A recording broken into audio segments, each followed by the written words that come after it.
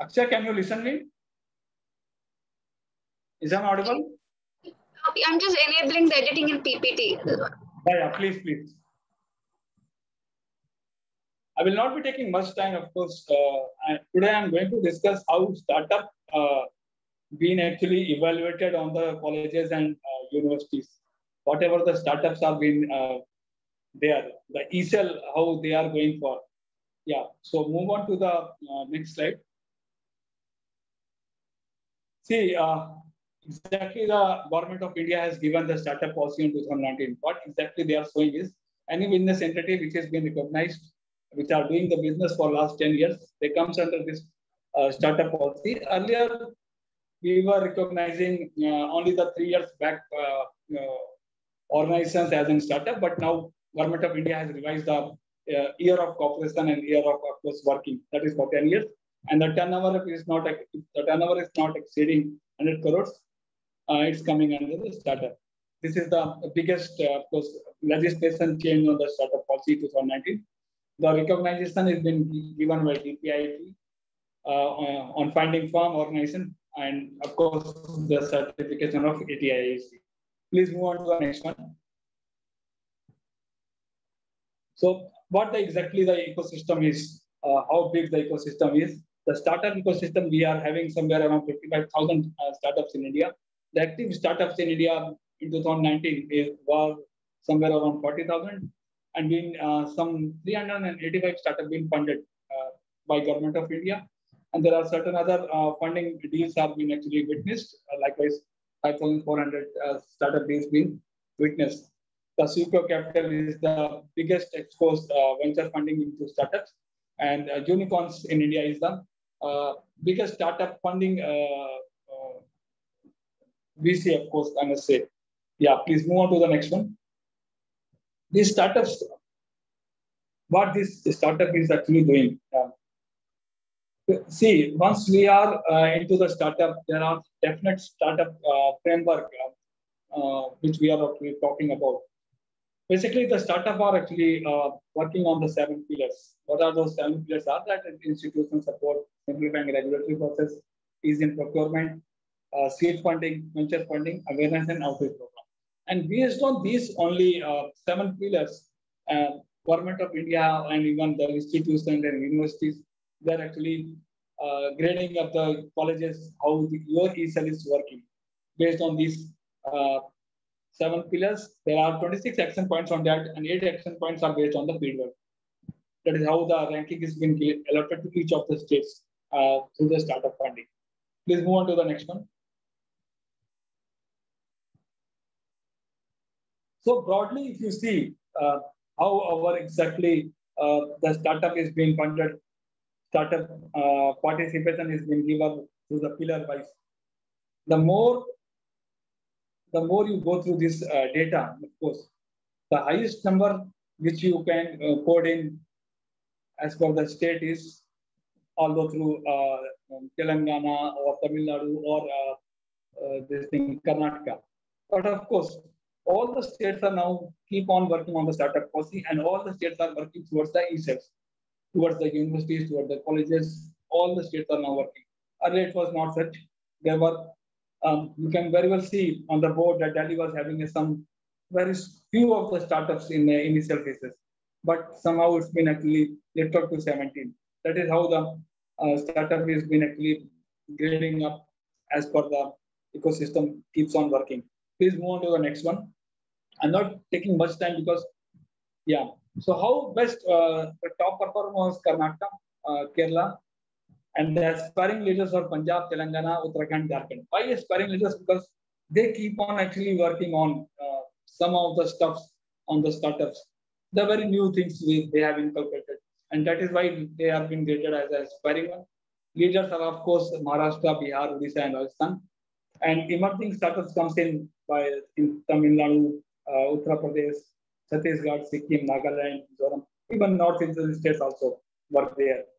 But the top performer, of course, is in Karnataka and Kerala. The best performer rolls down towards the Andaman and Nicobar. Might have been looking out how exactly it is and how we have performed. The performing states were actually been graded as per the percentile. So the top performing state was coming somewhere around 75 to 100 percentile. Best performing states were coming to the 100 percentile. And likewise, leader comes to 30 to 75 and aspiring 10 to 30. Emerging states comes less than 10. That is how the gradation is being done for all the states for the startups. Of course, if you see the aspiring states and the emerging startup, both were actually having a less percentile. But to just push on those startups, but to encourage those startups, this grading is been done. And this has been actually flowed out to all the people, all the startups, all the colleges. Please move on to the next. It's been actually highly inspiring and aspiration been done by government of India once they roll out this startup policy, and even they have upgraded this thing. How exactly? So what basically they are looking for? Also, what are the parameters to monitor activities of each cell in the universities? Suppose if I am in UPES, or if I am in NMITD, or if I am in Abnasling, or any of the colleges, each of the colleges are having a e-cell. How e-cells are working on this? So there are certain framework on that, on which we are actually grading up the colleges and universities. So I'm taking on all the framework of those. On the functioning of e-cell, if we take on, how many students have registered to the startup companies?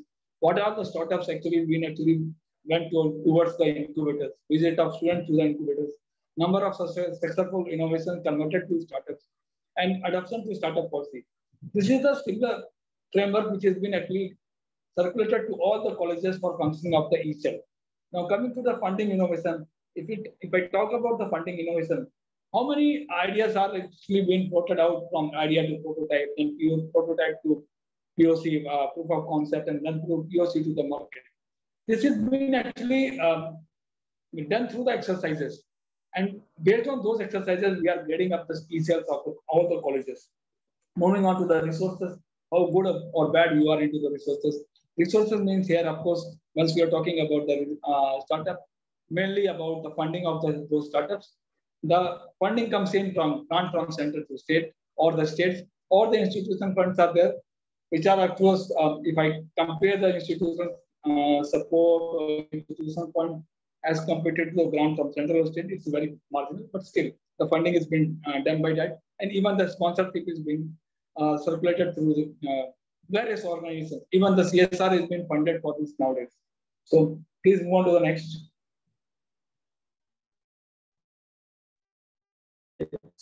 If I take the how the e-cells are empowering the students and the faculty members, what all the hands-on training is being given to all the students, the faculty members, how they are being actually worked through this industry in cohesion to the industry experience. What are the facilities being given to the students? What are the facilities given to the faculty members to run on or to work on the startups?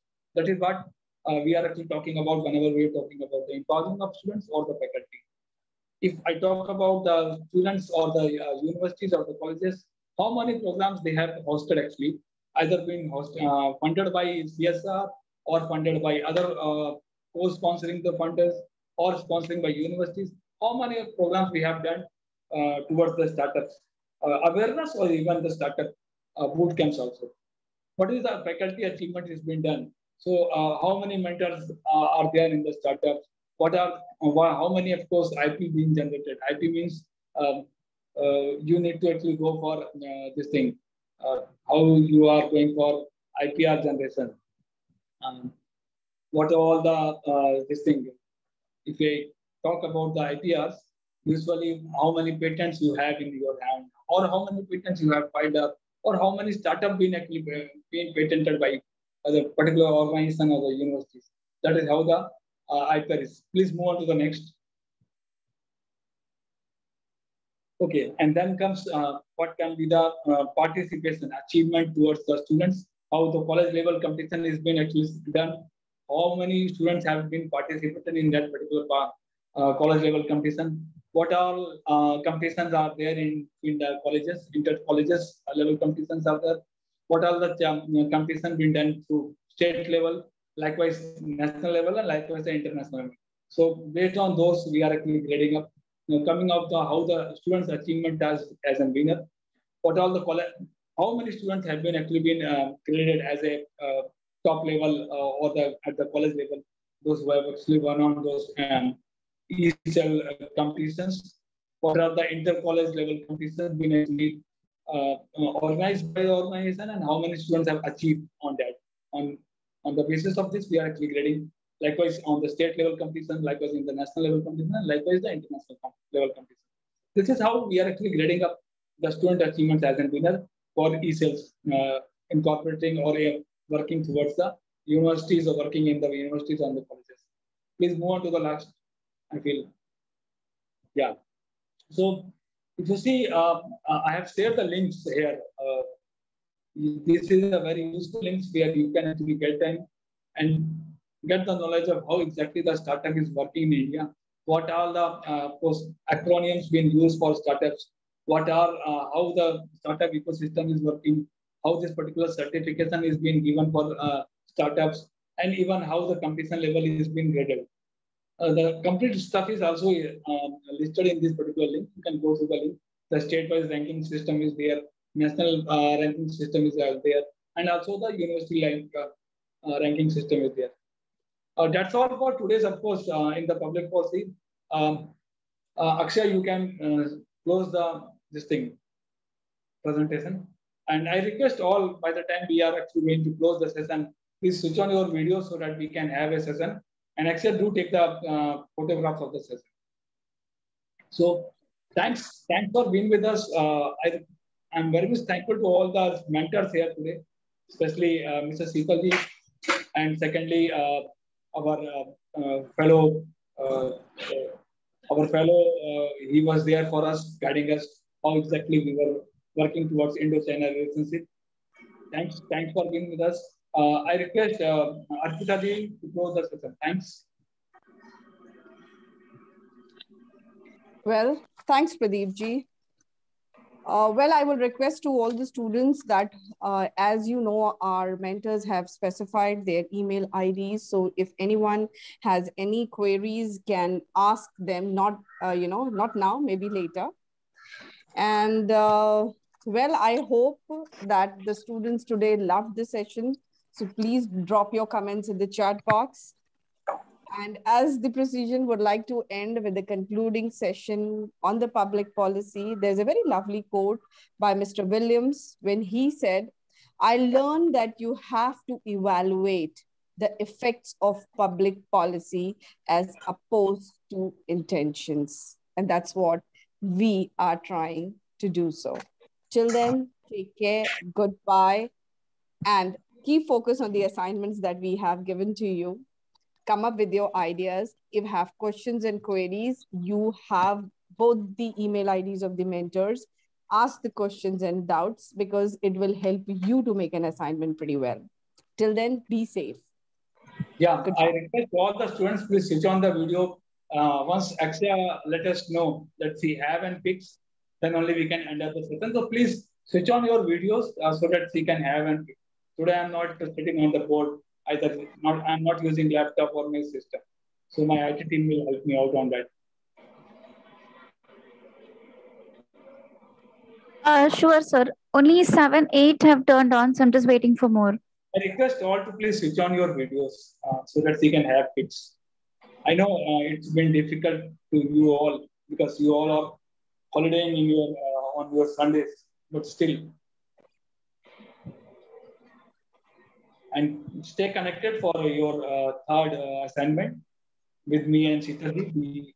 We keep on actually taking some of other sessions too.